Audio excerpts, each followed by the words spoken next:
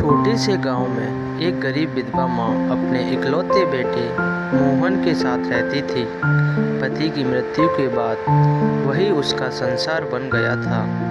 माँ खेतों में मजदूरी करके किसी तरह गुजारा करती और फिर दिन रात यही सोचती कि मोहन पढ़ लिख कर एक बड़ा आदमी बने ताकि उसका जीवन अच्छा हो जाए।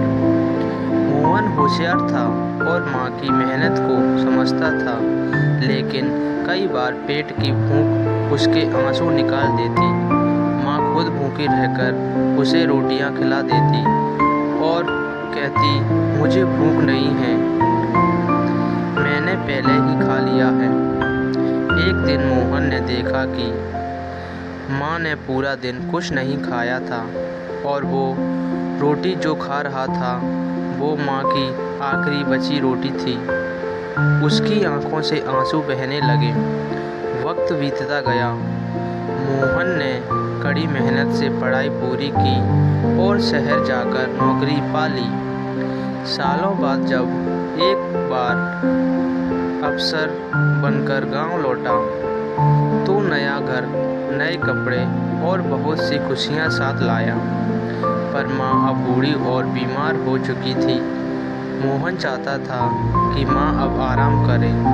उसने माँ से कहा, अब तुम्हें कुछ नहीं करना पड़ेगा माँ, बस आराम करो, मैं सब संभाल लूँगा।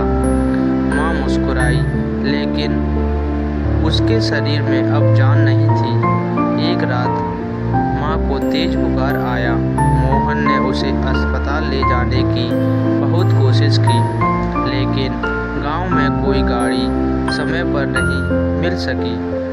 माँ बेटे का हाथ पकड़कर बोली, बेटा, अब तू बड़ा आदमी बन गया है, मैं तुमसे बहुत खुश हूँ, पर अब मेरा समय आ गया है। एक वादा कर, तू कभी किसी गरीब को भूखा नहीं सोने देगा। इतना कहकर माँ ने हमेशा के लिए आंखें बंद कर ली। मोहन माँ को अस्पताल तो ले गया, लेकिन डॉक्टर ने सिर हिला दिया। अगर कुछ घंटे पहले लाते तो बच जाती। मोहन फूट फूट कर रो पड़ा। उसे याद आया वो रोटियां, वो त्याग, वो माँ की भूखी रातें। उस दिन से मोहन ने माँ की याद में एक संस्था खोली, माँ की रसोई, जहाँ हर भूखे को खाना मिलता था।